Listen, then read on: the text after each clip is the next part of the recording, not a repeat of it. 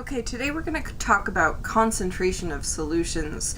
So last time we talked a lot about the different factors that increase something's ability to dissolve into something else, right? And we said there's two parts of the solution: the solute, which is the thing being dissolved, and the solvent, which is the thing that you're dissolving into. So we have these two parts.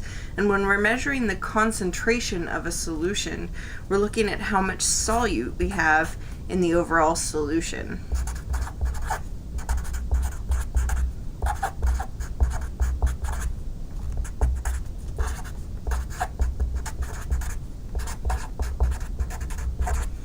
So how much solute in a given volume. And when we were talking about solubility, we said that we could define it in terms of grams per milliliter, which is kind of like a density. So density, remember, is the amount of stuff in the amount of space.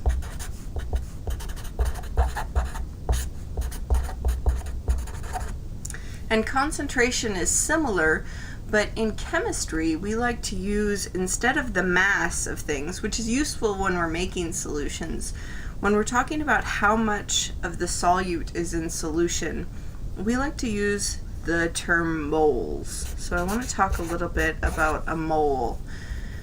And we're not talking about the mammal, the mole here. We're talking about Avogadro's number.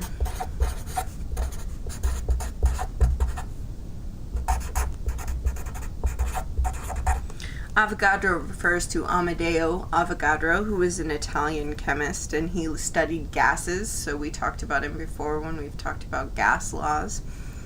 And he's known probably more famously for his work with the mole, even though he wasn't really credited with it in his lifetime.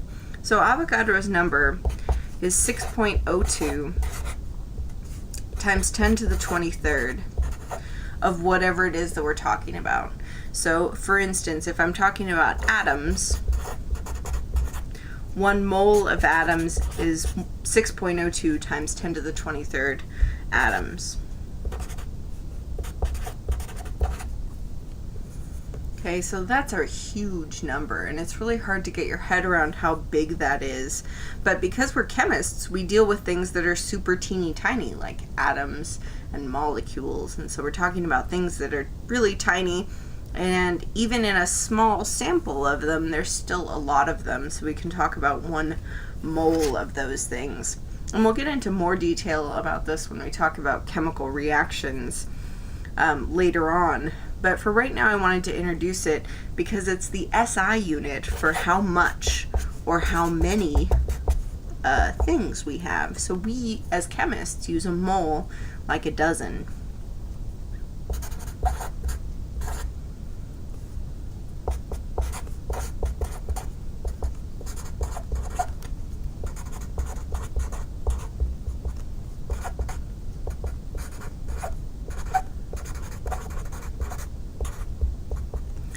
So if you were to ask a chemist, well, how much of this one compound do we have, then you'd usually hear it in terms of moles. So we're thinking about it as a counting unit.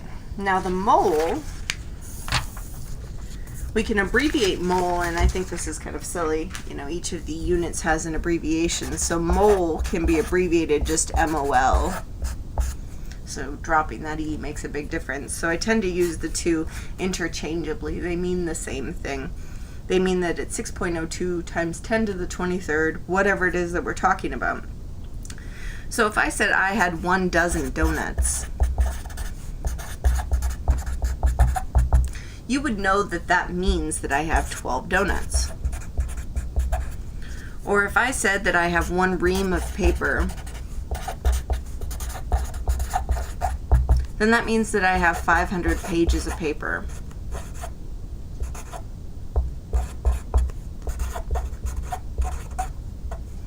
Okay, so we have specific ways of grouping together small items. So we don't usually talk about, oh, I have 500 sheets of paper, or 500 pages of paper. We say that I have a ream. We don't say that I have 12 donuts. We say I have a dozen donuts. Or another one, if you work in industry, or if you've seen this before, if you have a gross of something, let's say we have a gross of thumbtacks. 1 gross is 144 thumbtacks. Now, if I'm talking about quantities that large of thumbtacks, then I'm definitely not going to want to count each individual one, right? Like, I wouldn't say that I have exactly 144 thumbtacks. I'd say that I have a gross. In the same way, chemists talk about moles of particles, and we use moles of particles when we're talking about the concentration of solutions, which is kind of what we're going back to here. So if we're talking about how much stuff is in how much space, then now we're talking about the number of moles.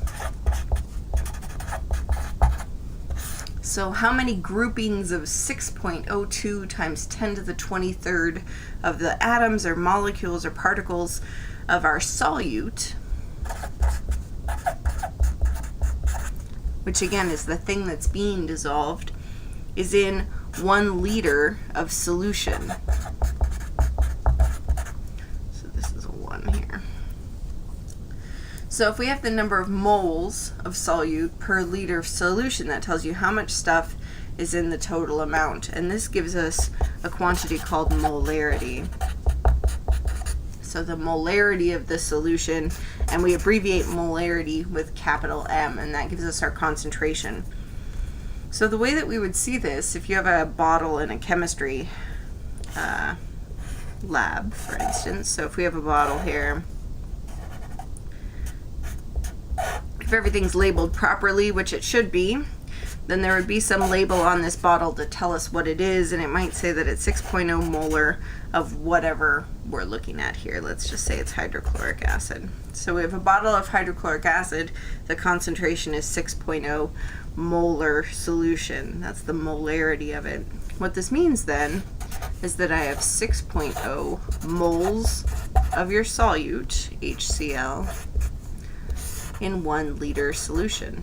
So for every 1 liter that I have 6.0 moles of hydrochloric acid. And this is our concentration. There's a number of ways to express concentration, but this is the most common. Molarity is the most common. And this is kind of what we're going to use to talk about as we're moving forward. So this again is just one way to express how much solute we have in solution. And we'll continue on talking about moles as we get into chemical reactions a little bit more. All right.